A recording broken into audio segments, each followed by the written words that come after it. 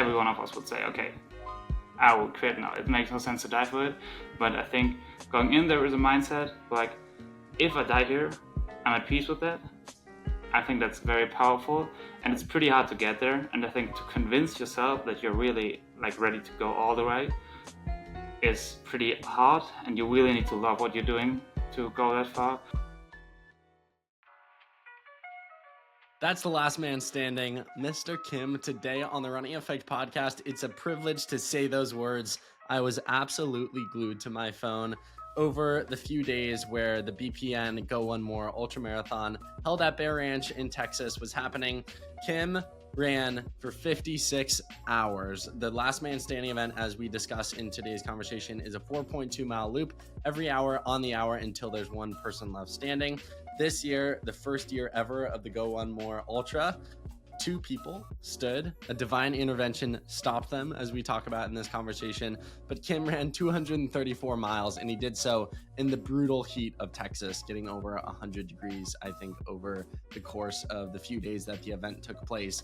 In today's conversation, you're going to learn about so much behind the scenes. I was glued into it, and I learned so much through my conversation with Kim. I think you're absolutely going to love it, whether you're a hardcore runner, an intrigued outsider, or just seeing what the human body and mind is capable of. I think you're going to be so inspired by Kim and his stories from the 234 miles, getting in people's heads, pushing himself past his limits, hallucinating, literally having the mindset that he'd be willing to die to win. This conversation was utterly fantastic. I loved it. If you're new to the podcast, I'm sure a lot of you guys are, hit the follow or subscribe button so you never miss another episode. We do remarkable podcasts a few times a week with the best athletes across the country, across the world, across a bunch of different event disciplines, from the 800 meters to the marathon to people like Kim. I'd also appreciate it if you give us a 5-star review. It takes 5 seconds, and then share today's conversation with a friend. That is the easiest way in which we can grow. With all those notes aside, enjoy this super insightful and fun conversation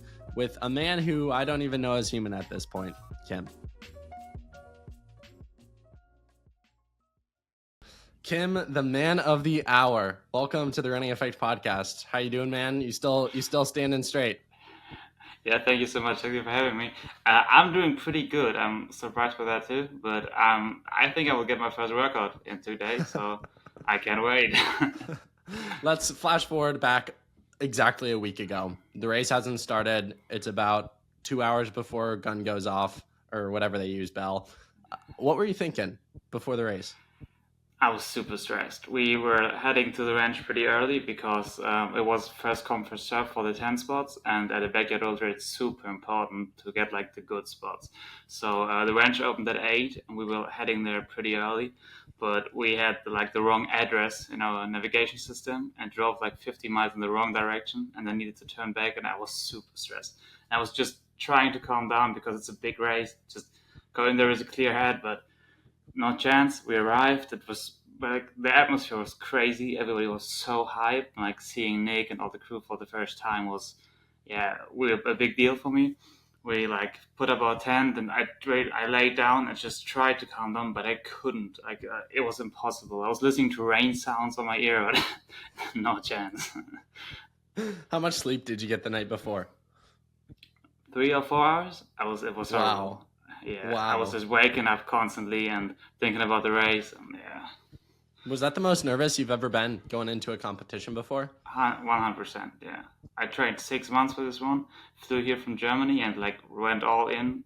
It was so expensive to get here, get the whole crew here, all the equipment, and knowing that it's now do or die, it was a tough one, yeah. Why do you think you put so much weight in this race? Obviously 132 competitors. I think a lot of people were just happy to be there and maybe did a few loops, got hot, called it a day. You were there to win. You were there until you either won or you died. How do you think you had that mindset, and why do you think you had this mindset for this particular race? Yeah, for me, BPN has a pretty special place in my life because I started running in my last school year, and before that I was not that good in school, and not that good in life either. So I was just like swimming around and not really caring about my future. And with like I started watching Nick and yeah, I looked at the Ironman preps, and it really got to me and really like inspired me to do more. So I started running before school every day and really got into that. And yeah, my whole life evolved around that particular part. I founded a company and I really hustled in school and went all in.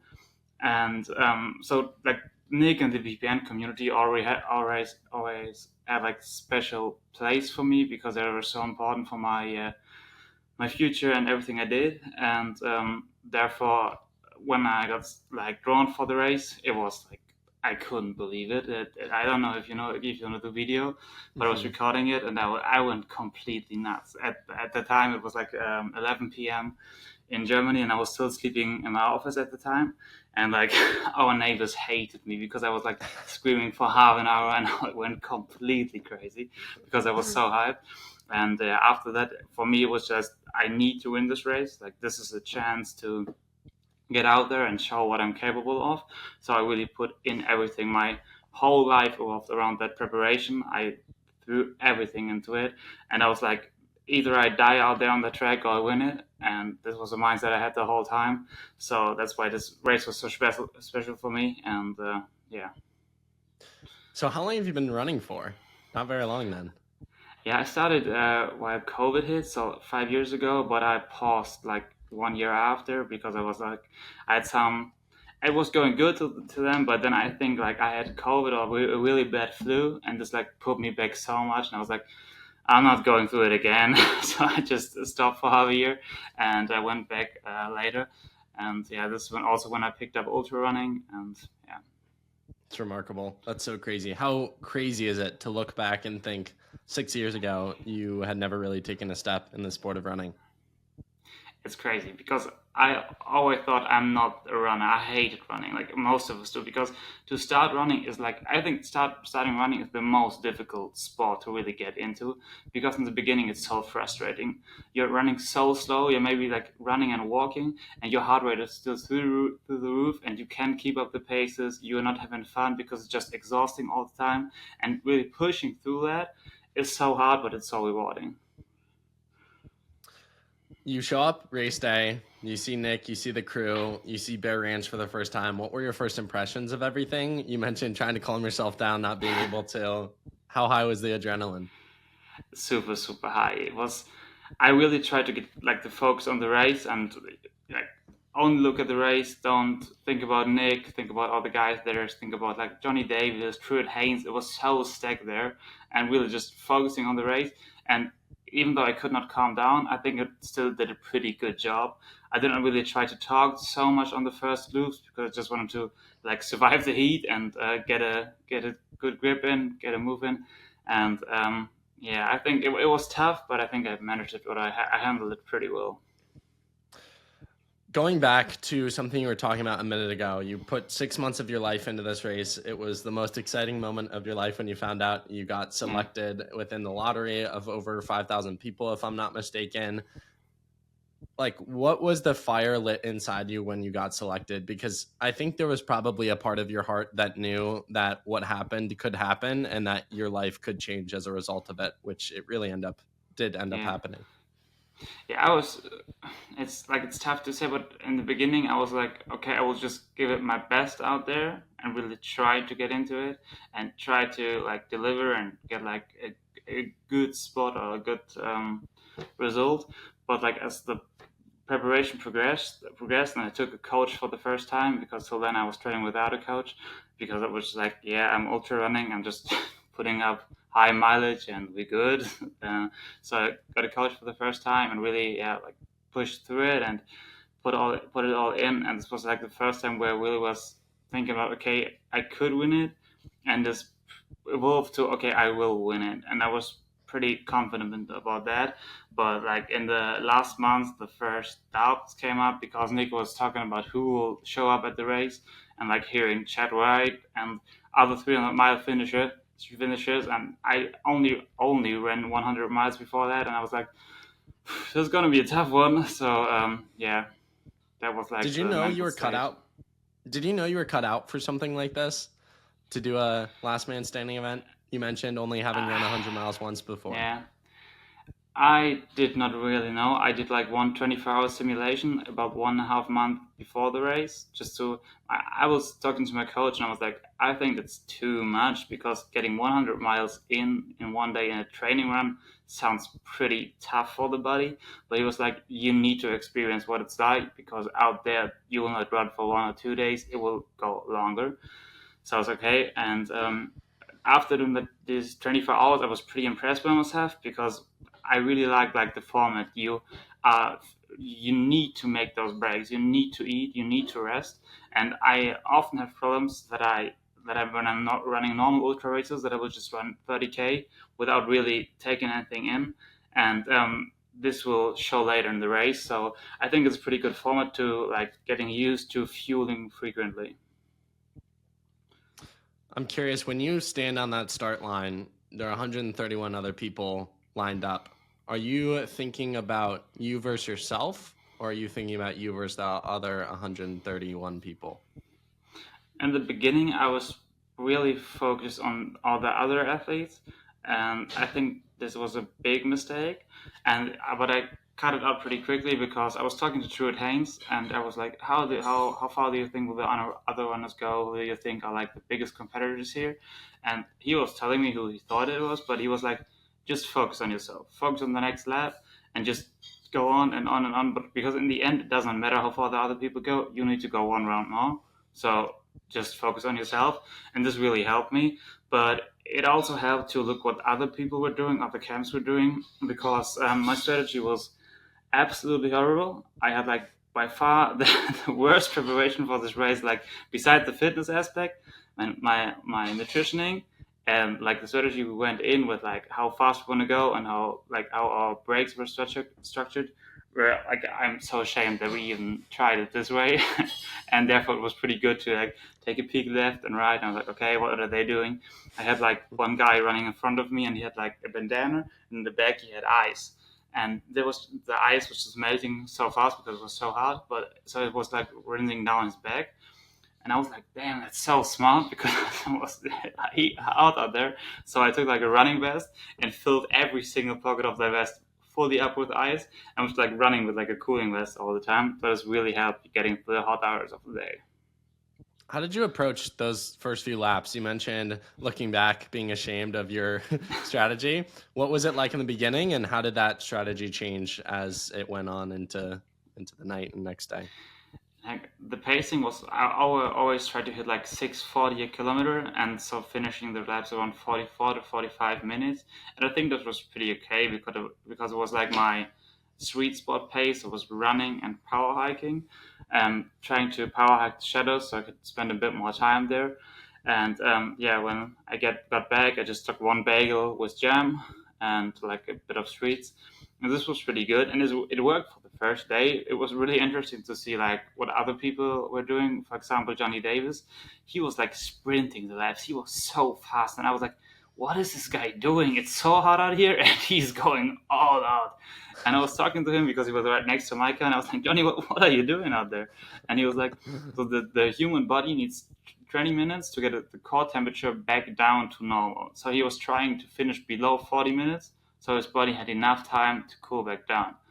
And I was like, yeah, okay, I will not run that fast. So I was just sticking to my plan. And for the first day, it was pretty good. But like the biggest problem was nutritioning because the VPN team said my camp looked like we were going to the movies. We only had snacks and we were just like there for a good time and only carbohydrates, only sweets. And so when day two rolled around, my stomach was absolutely done. It was like, I'm not taking any more Oreos in. I'm not taking any more gummy bears. I can't take it anymore. The bagels, no chance. And the camp next to me had like noodles and pizza, and I was just like, can I get anything real? So that was like the biggest mistakes I think I did. And next year I really need to change that up. One of the things I'm most fascinated by is when you're on that start line, are you thinking you're going to go for 56 hours? How long did you think you were going to go? And if you did think you were going to go that long, how do you even possibly fathom the thought of like the first 10 laps where it's like you're like, I'm going to be out here another 2 days. Yeah. I think like the mental part of these races by far the biggest one, because in my head, like just talking logically, I was like, okay, this will go at least for, I thought 3 days, so 300 miles. But of course, like a part of me just was like, please just let it be over after like 1.5 days. I love to run. I love to get like pushed to my limit, and I wanted to like get a great result. But I would lie, man. Of course, I don't want to get completely fucked out there. Just if I can win after 2 days, I'm totally fine with that. So, and I think you really need to get your mind clear that you're there no matter what. I was like, okay, I'm in the States until like next Tuesday, so more than 1 week, and I promised everyone there are like two options: I will die out here, or I will win this. So just do it. Like you can. Well, what's like the other option? Okay, you quit and you will go home and then sit here for 5 days and thinking, okay, I was just not ready for the pain and I'm done. So yeah, this was like the mental part, but of course it's really, really hard to push through it knowing that you will be out there for such a long time and that it will hurt all the time. Talking about the heat, you mentioned that aspect. I think a lot of people are really curious about that. Coming from Germany, how used to the heat were you? How did you train for the heat? And are you a little surprised that the two guys that made it the farthest aren't from America? I was surprised that we made it the furthest because I did not incorporate heat training until like 10 days out before the race. And then I was like talking to my coach and I was like, right now they're like 40 degrees Celsius in the States. And here in Germany, we have 15 degrees. We have these temperatures once every 5 years. So it was like completely new to me. And so we started like heat training with sauna suits and multiple layers of clothing, running through the sun, just going. I was knocked out like 10 or 15 times nearly, and I lost like 2 liters of fluids, sweat every time I did these records. But they were really important for me because training in such heat is so difficult, and so like the body is so stressed, and it's like such other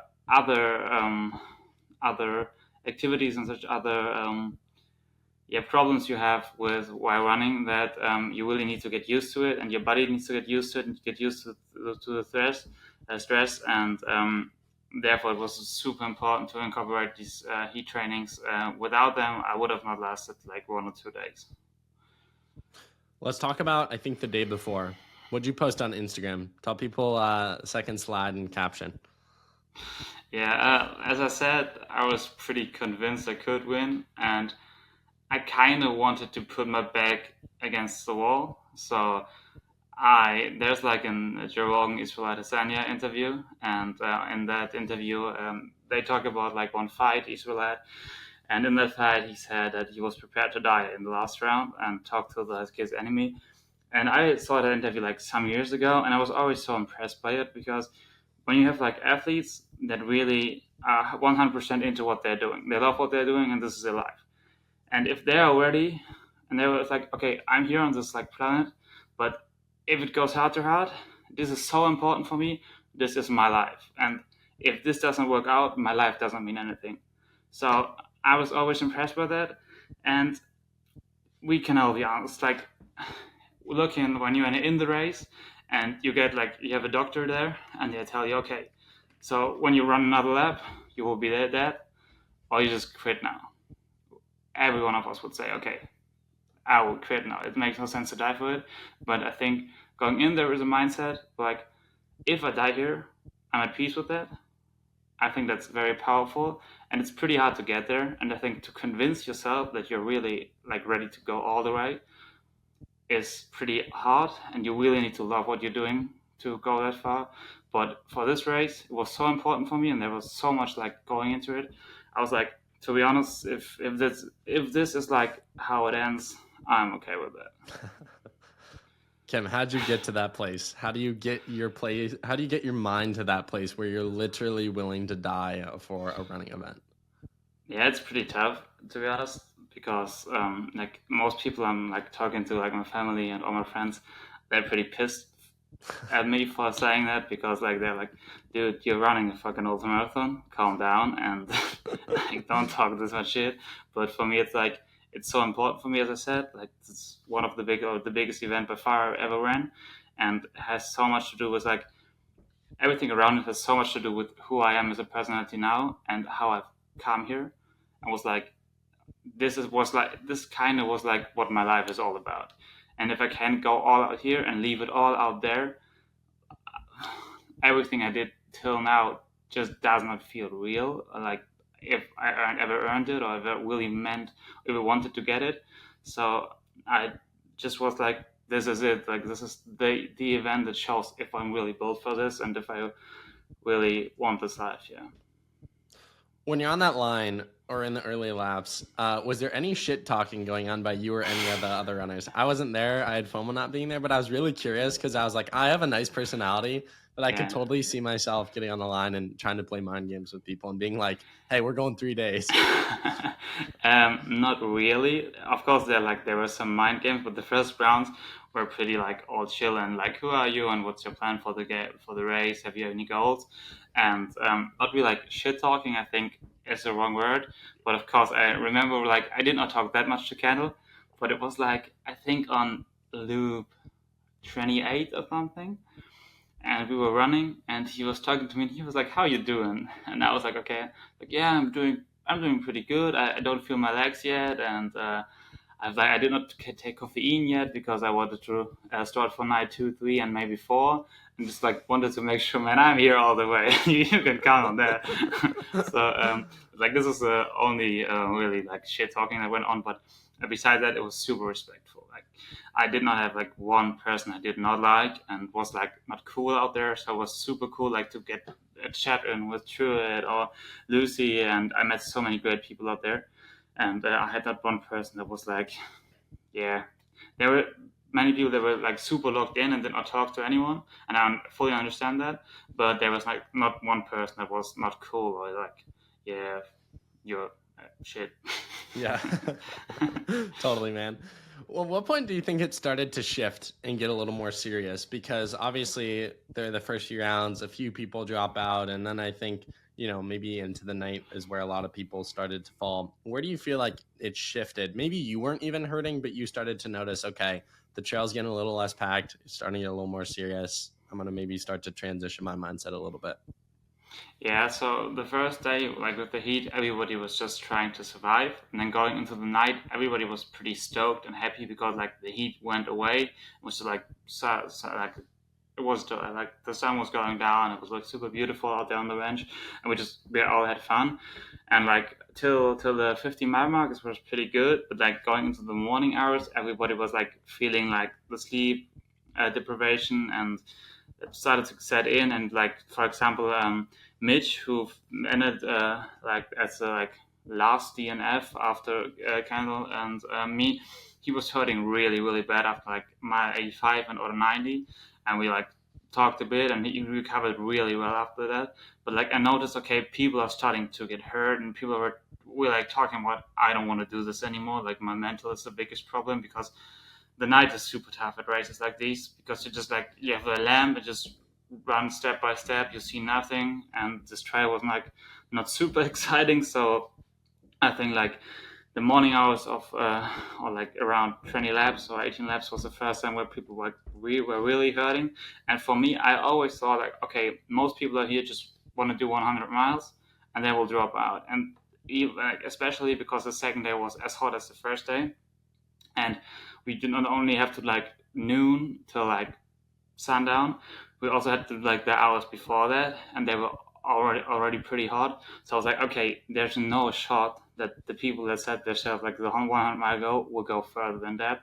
And it kind of went this way. So there were like many people dropping out, like loop 24, loop 25, loop 26. And I think like this was the moment where it was like, okay, we're like below 10 people now.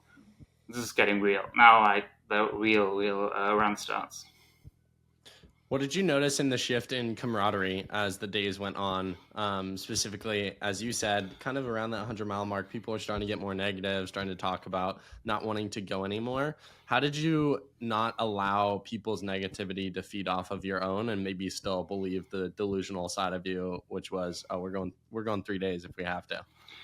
Yeah, I think that was like the biggest problem. For example, like Mitch and Lucy, I had such great times with them out there, and we like talking to them and running with them. And when they were like walk, I was pretty consistent with my speed, and they were like pretty fast in the beginning and slowed down, walked a bit, and then took their pace back up. And I was often passing them at like the same point, and they were always super motivating, and we were like cheering each other on. So we had like good times, but there were like also people that were just super quiet and did not really talk. But I don't think there was like a big shift. I think the really big shift started when it was like the 1v1 for Kendall and with Kendall and me, because before that everybody was like, okay, I want you to go as far as possible, and right now you're no threat to me. But when like the 1v1 situation comes up, you're like, okay, one of us will fall and the other will win, and I'm definitely the one who will not win. So you better watch out what you're doing. And I think like this is the point where like really switched up. What went through your mind when Mitch went over to the bell and rang it? I was completely shocked. I was like, I remember I was like laying down on the chair, just like having a good bagel the last, because after that I could not get on anymore. I was just like hearing him like ringing the bell, and I was like super surprised. I think it's on camera. I was like turning my head, and I was who rang the bell? Who rang the bell? They were like Mitch did, and I was like fuck. And then he came over, and he was like, I know you two will go all the way and die out there, so I'm not having that. I don't want to do it. So he was like, I'm out. And my father was super hyped. He was like, yeah, it could be over soon. Only one person left. And I was like, we are here. Yeah, we are here for a long time.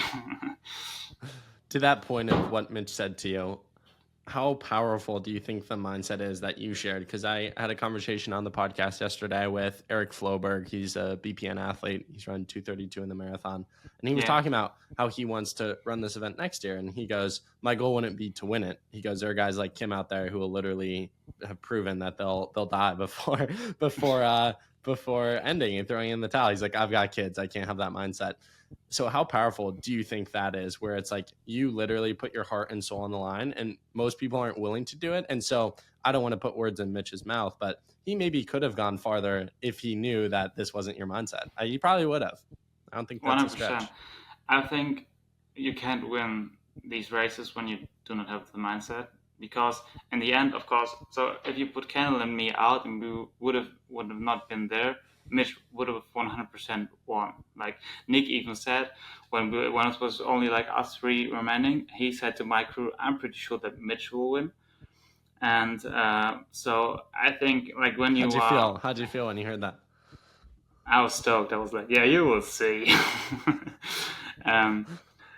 So I think like when you have like guys like Kendall and me, where we're like really willing to leave it all out there and do not care what happens, I think you cannot win against that when you don't have the same mindset, because at these races it's just a mental game at some point, and if you are not willing to leave it all out there, there's no chance in winning. So yeah.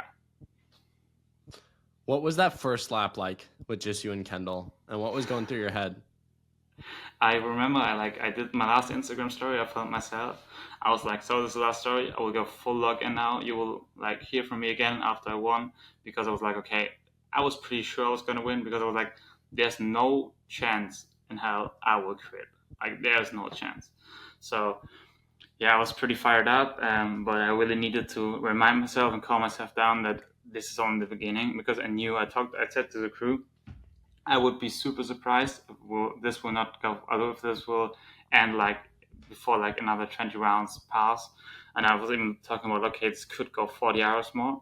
So I was like, okay, Kim, you need to calm yourself down. You're super hyped. You're like, it's top 2, but chill down. This will be a long day.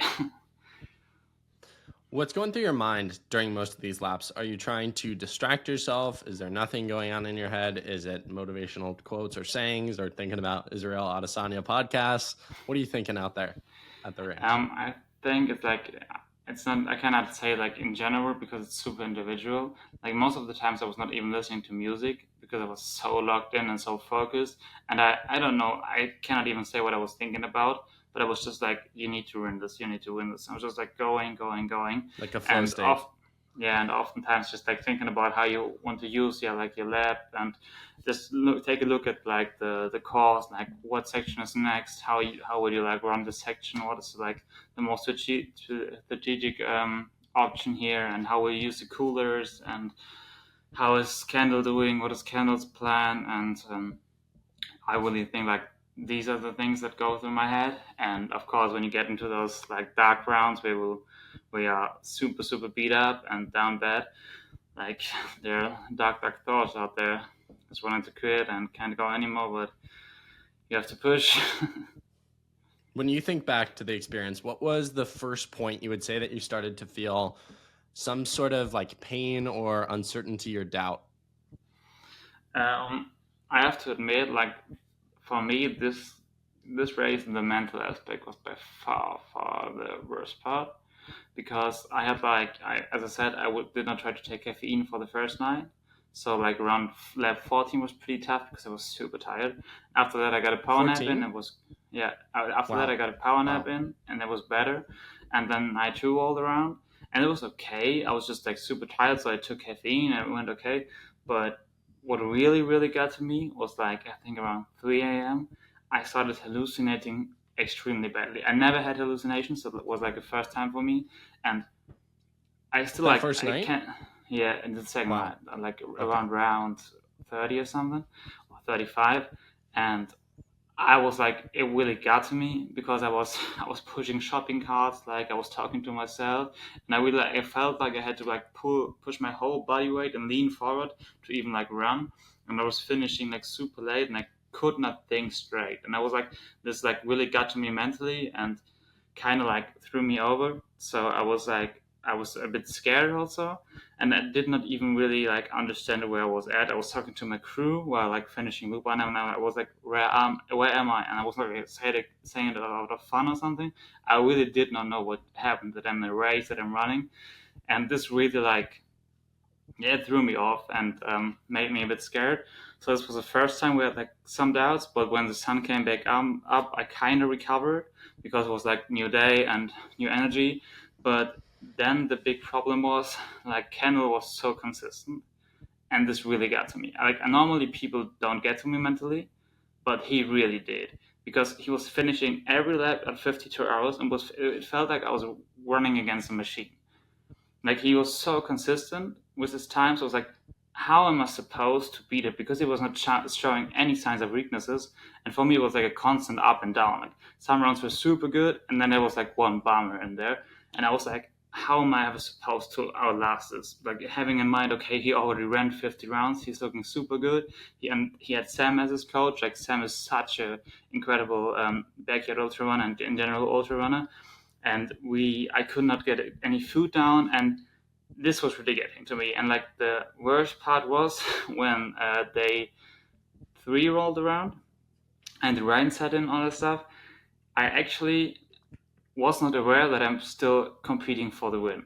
I was like so mentally done and so like hallucinating and so completely thrown off that I was like, okay, am I still in this race? I was talking to my crew and I was like, I do not want to go anymore. And they were like, why? Why should you go? Why would you want to quit? And I'm like, what am I even wanting for? Like, what is this event? What am I doing? And I was like so far away, like from what really happened and from the chance that I was really in, that I was just pissed at them for making me go even more. I was so angry. I was like arguing with them in between. All like, why you have to run? Why are you just not putting me out? It makes no sense. Like, there's nothing to win here. And this really got to me. But to be honest, there was not one single round where I had the feeling that I could not, like, from a body perspective or from a fitness perspective, could finish it. Like the rounds where I was so late, it was because I was chilling on the course. For the fact that I was not still like fully aware of being in the race. I was pissed at my crew and was chilling at the course just like to show them, yeah, what do you want to do? When I'm out here, I can do whatever I want. And then like there's footage of the VPN guys passing me, and I was just chilling out there. And then like the last 3K, I put up the pace and I really went fast to finish in time, and then went back out again. And I really have like, it was not the part that I was like so dizzy and so hallucinating that I was not aware what I was doing. So it was not that I hadn't had the mental to get through it. I was just like, I was all over the place. And I think this was like the biggest problem, which really got to me. And the heat on day 3 was like, there's like this one quote, there's this one scene in the live stream. I was like, I think I'm done, because I really thought if I would go another round, I would pass out. But getting back into the base and then noticing, okay, Kendall is not here and everybody's fired up, that's kind of like put my spirits back up. Let's go back to a lot of what you said there. The first point was the hallucinations around hour 35, give or take. Yeah. Man, you went another 20 hours. How? Like, how? I think most people who dropped out experienced a lot less than hallucinations about pushing shopping carts and threw in the towel and gave in. And I think we could be doing a podcast right now talking about you going 35 hours, talking about how amazing it is, how far you went. And I think I would have been like, that's such a valid reason. That's such a valid reason to drop out because of hallucinations. That's scary. It's not safe. How'd you keep pushing? And what do you think is unique about you compared to the other 130 runners that you kept pushing?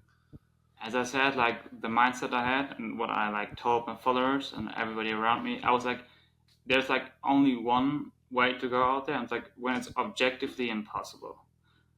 And I was like, okay, I need to break like bones that really like make it impossible to run anymore, or like tear everything apart, or I really need to go knock out, but then like knock out for a minute, like really knock out for 10 minutes. So like it's not possible to finish the loop. And I never felt like that was not possible to finish the loop in time, like regarding my body strength and how far I could go. So I was like, you told everybody you either die out here or you win this.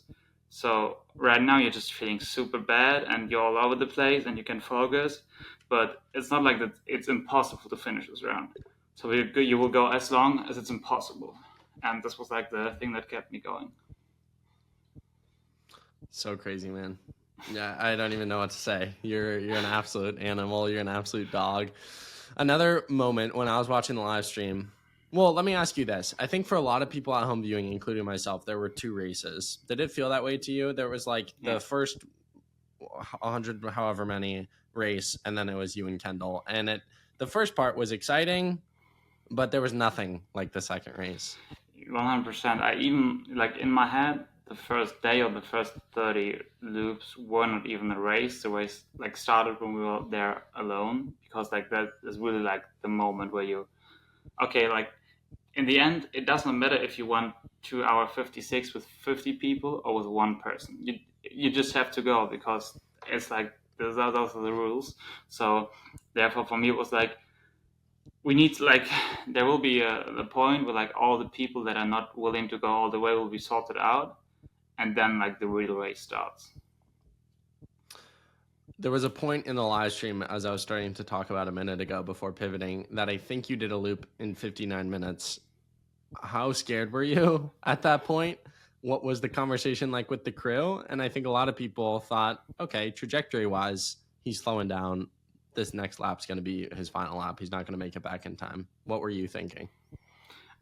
Finally, I think I was like the most positive about the situation, because I was finishing like loop 135 minutes. So it was like everybody was already packing up, and I was like, okay, this is over. Like there's no chance he will make like the longer loop in way less time that he did the first loop. But as I said, I was like just mentally so bound, and physically I was okay. So I put up the pace and got in time there. And so I had like so much rest on this loop because I was going so slow. I was like, okay, it was pretty close, but we can do it. So I just went out there, and I think I finished the next one in okay time, like not that fast, but like it was okay. So I was not that stressed because I knew I had it like in me physically, but like from an outsider's perspective, I know it's like soup. Like the Sam, the coach of Candle, said like this is it, because there's no chance you will do a 59-minute loop and then get no rest, go again and be faster than that. So yeah, I understand that like, the people were super worried and super sure. Like my father even said he was talking to the BPN crew and he was like, "Yeah, I think he's okay with dropping out now. And, like he really put up a fight, and he's just not as good as Candle is." And I was like, "No, fuck that." I love it. Do you think that almost you talk about your ups and downs negatively, as it makes sense too, but do you think that almost had the negative effect on Kendall, where Kendall probably saw you come in 59 minutes and thought, I'm done. And then, as you I said, think like F it, this is I'm going to keep going.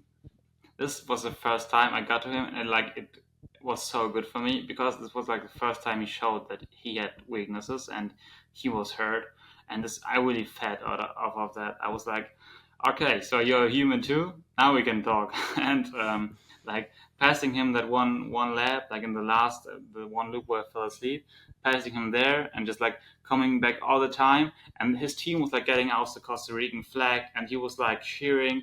And his coach, like we have like camera recordings where his coach was like, "Yeah, you did it. I'm proud of you. It's such a great thing." And then I'm coming back in there, and they were like, "Fuck, not again."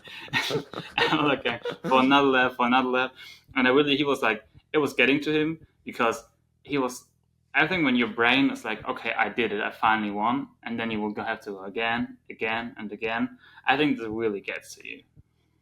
Let's talk about that one moment where you look back to camera. Trey, I think, is the one who's in front of the live stream, and you go, I'm done. You mentioned, if I go one more lap, I'm going to faint. What was that 5 to 10 minutes like with your crew, and how did you shift your mindset? Everyone thought you were done. I can't wait to get like when the documentaries come out, when ours come out, and when the BPN ones come out, because they will show so much insights and how everything went down. And I already like watched the footage, and these parts really made me tear up because it's getting there. And I was actually done. I couldn't go anymore. The heat was really getting through me. My hips were like completely fucked. And I was like sitting down there, and they were like, "Hey, he's not here yet. This is your race." But like putting like wet towels on my head, and then Lucy was there, so Lucy Davis, and she came up to me and she was saying to me, she was like, "How are you feeling?" And I'm like, "I'm dying out here." And she was like, "Well, yeah, you're supposed to." And this really got me smiling again for the first time after like 10 laps, and she really like got my spirits back up again. And then Alexander came and we like lit a fire in my soul. And then because of like the flag situation with them always getting off the Costa Rican flag, my cameraman was like to me, "You want to get off the Germany jersey?" And I was like, "Fuck yeah." So I put up the Germany jersey, and I don't know how, but like my whole body like evolved and got back to work, and I was just sprinting the next run. I was ready to throw down. And like the funny part is, like we were talking German there, and no one understood us.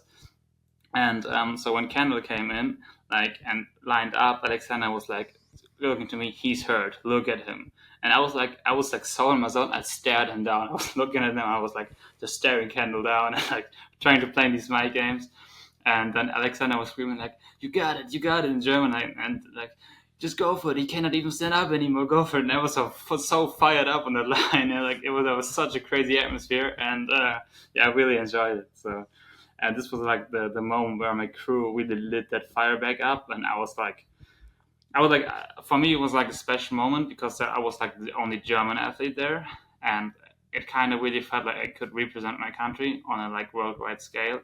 And like I don't know if you noticed in the live streams, but all Germans were just spamming German flags, and the people were so hyped back at home, and like my whole family was watching, and all my friends were watching, and I was like got pictures of like people out partying at the night, and just like everybody was looking at their phones, like watching the live stream. And I was like, if this is what I'm doing it for, like I will go all the way. So yeah. Let's talk about how your crew kind of evolved from the start to the finish. Alexander was kind of a late addition. He was crewing for Zach Pogrob. I know him very well. Incredible guy, one of one. Yeah. Lucy was an athlete herself and then kind of became a personal cheerleader to you. And your crew kind of evolved. What was that like? Yeah. And how do you think the evolution really helped pick you up when it was needed? So in the beginning, I only had like my dad, Chris, my camera guy, and Nico. Nico's here from Austin, and he DM'd me finally and was like, "Yo, I'm a German. I'm living here in Austin. I could crew you because you have like one spot left." And I was like 100%.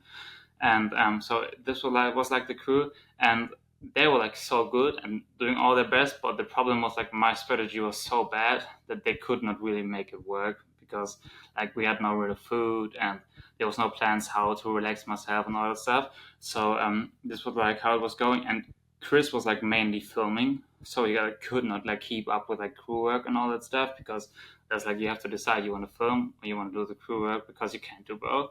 So like this was like really tough. And when Alexander came back around, Chris could like stop crewing at all, just focus on filming.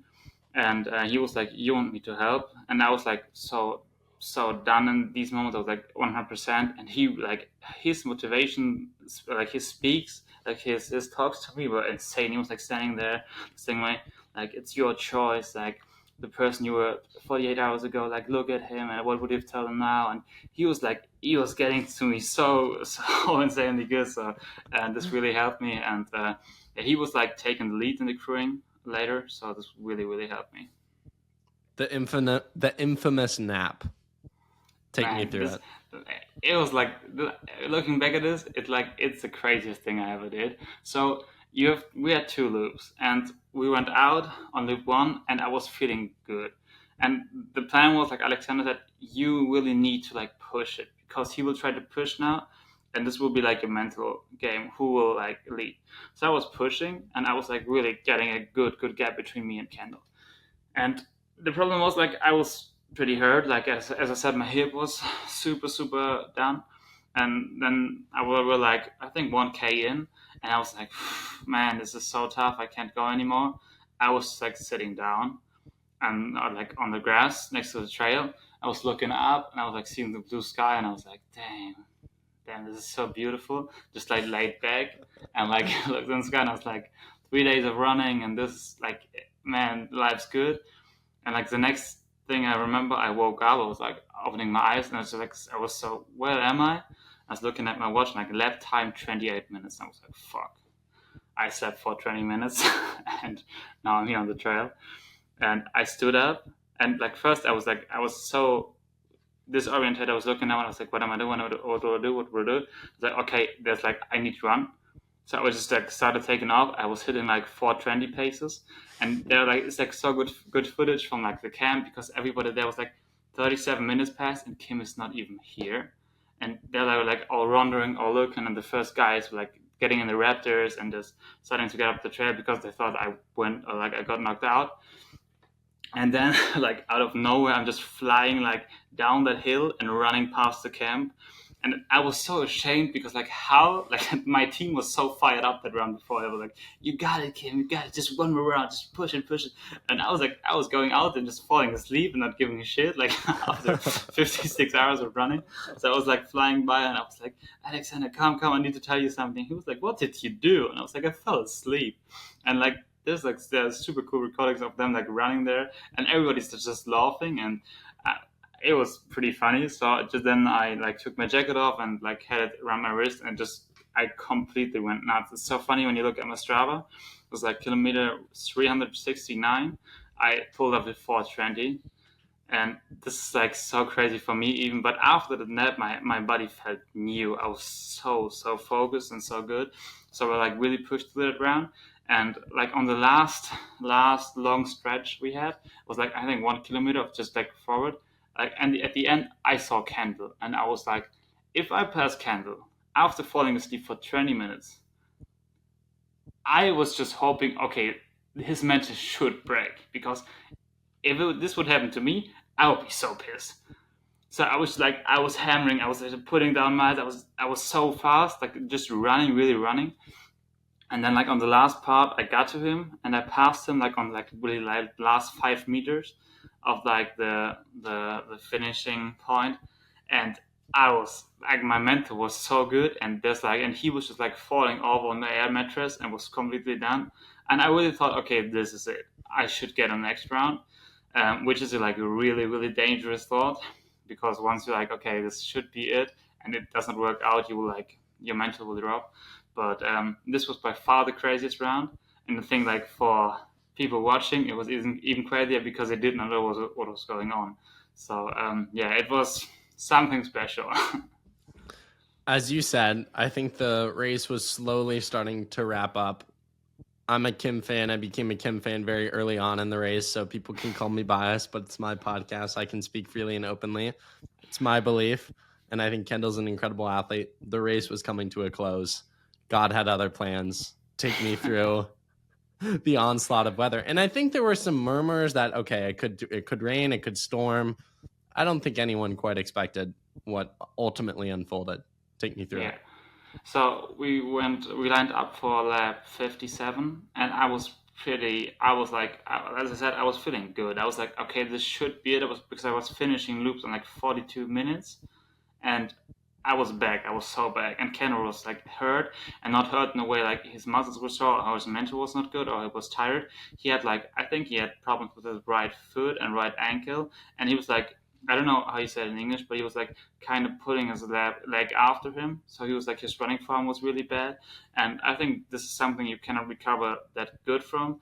And I had like 100 like real like I got second wins so many times. So it's super hard to like look in the future and say how this race could have unfolded. But I was like, okay, this could be it. And we were going out, and Nick was like, yeah, okay, please be aware, you're going on out on your own. There's like we have like storm warnings, and there's like lightning and all that stuff. I was like, okay, all good. We went out, and I was like closing out my first loop, and like it hit us. Like the storm was crazy. We got like wind from everywhere. I was like pushed around on the trail. Like the trail was super, super wet. And I saw like Tony, the race director, pulling up in his Raptor, and he was like, "Will you continue?" And I was like, 100%. Like there's no chance I will drop out now. And so I was continuing, and he got to Kendall, and he asked Kendall, like, "Will you continue?" And he said, "What did Kim say?" And and Tony was like, "Kim continues," and Kendall says, "Then I will continue." So he also went on, but then I passed like the loop, like the second loop start, so I was back at base camp, and Nick was like on the finish line, and he was like, come here, and I was like getting to him, and he was like, what is your plan? And I was like, I don't know the rules, but if it means that when I stop now, if we pause the race, it's over, I will continue. Like I went too much to like stop because of this. And he was like, let me talk to Kendall's crew, because the storm was really getting bad. Like I never experienced anything similar, and you can trust me. Like I'm from Germany, I'm used to rain, so I like hard rain or like hail. I do not care. Just like let me run through it. But it was really like you could not control your body. You would like, especially like with all that dirt that was super wet, it was just getting pushed across the trail, and there was like branches flying all over, and it was pretty dangerous.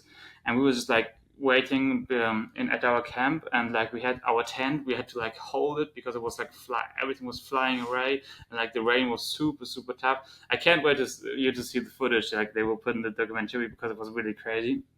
So Nick comes up to us and was like, okay, we'll pause the race, and we got into our car, and then like Tony pulled up with his Raptor and was like, get into like our truck, and we will like bring it to the bear ranch. And when we like stepped out of the car, we were standing like this high into water, like Wow.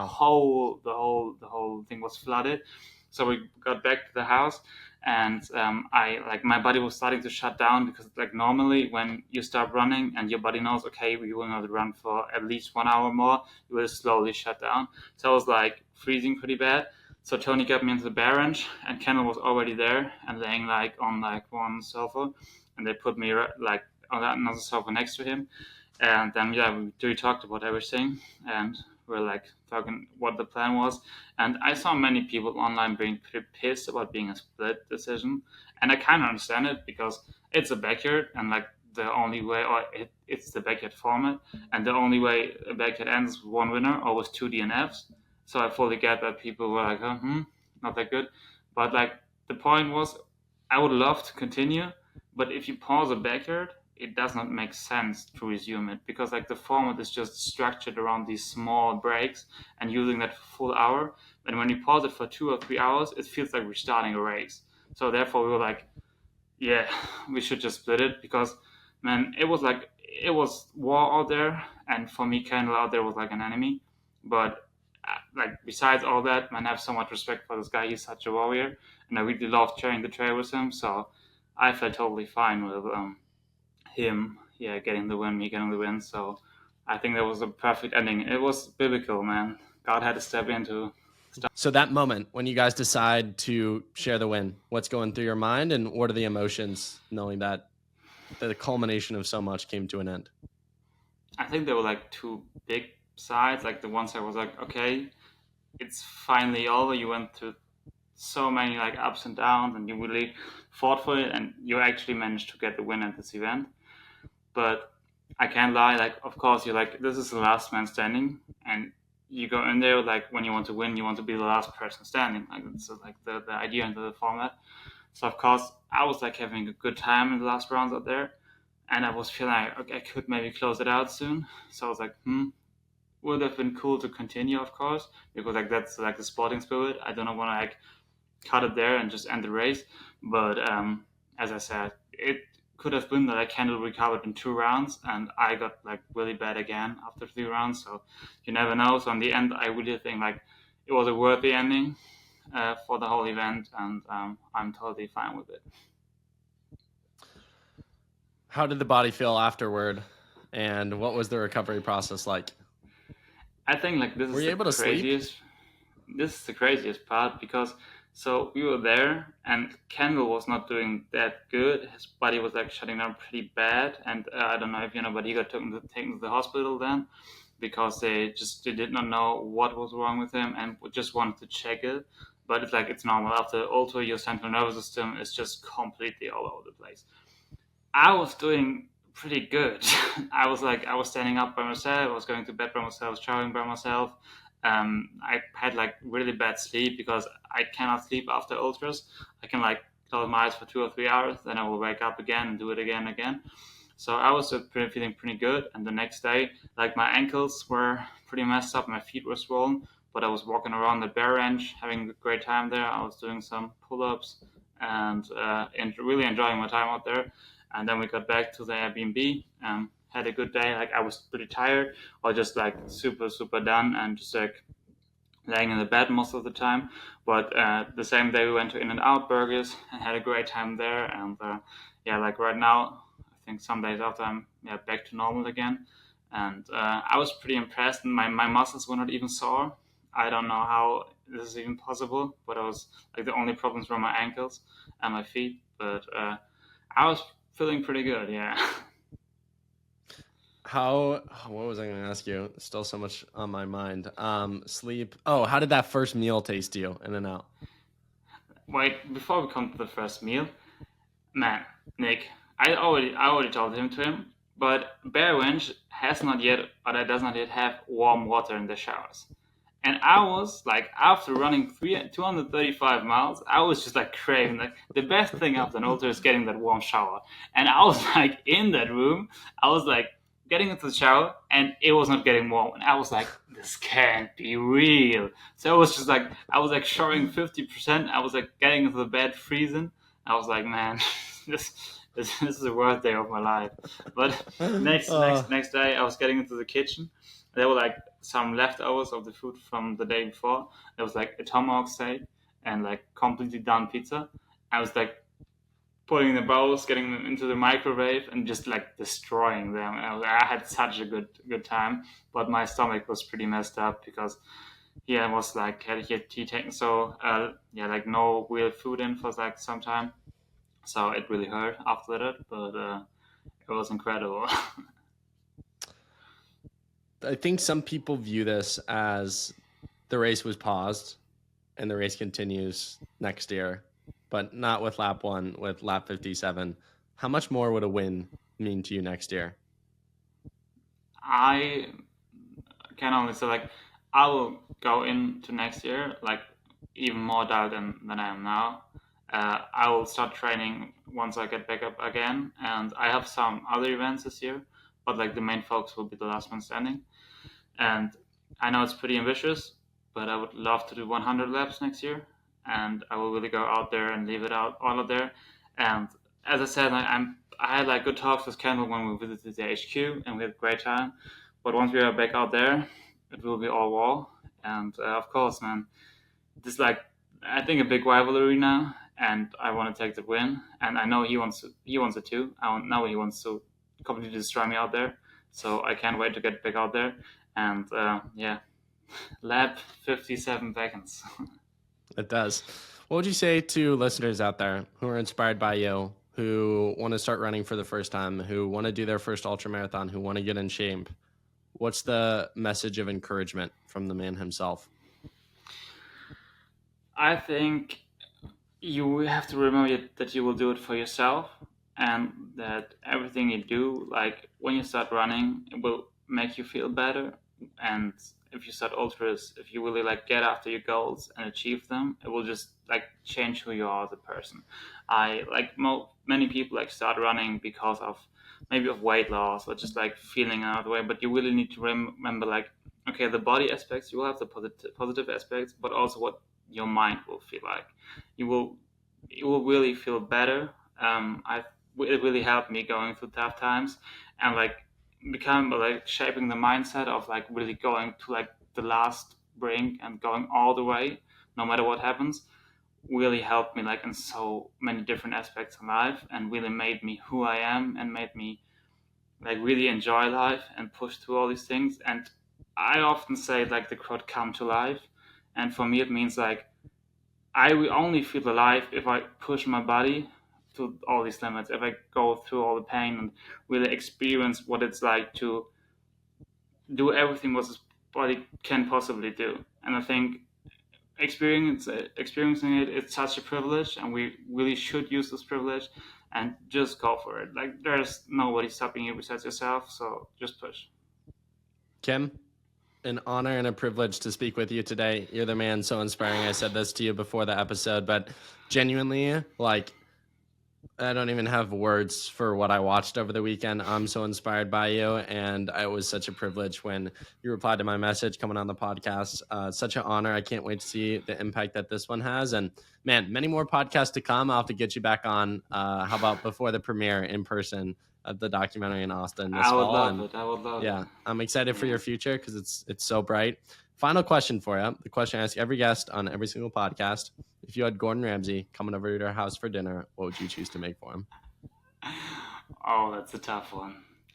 Okay, so I think it's like a hot take, but there's like a German food. I do not even know how you call it, but it's like wait, let me Google how it's called. Go for it. Wait.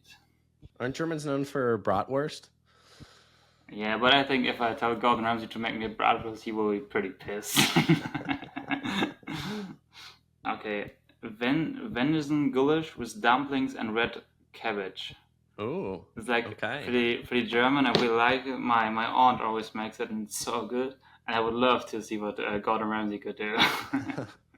I love it, man. Kim, thank you from the bottom of my heart. Thank you so much for Congratulations on having all me. the success, and many more podcasts to come, many more laps, ultramarathons, races, impact to come. And man, I'm so excited to have a seat. I'm buckled up. I'm ready to watch Kim dominate the world in many forms and fashions. So keep crushing it, brother, in your corner. Thank you so much. Thank you so much.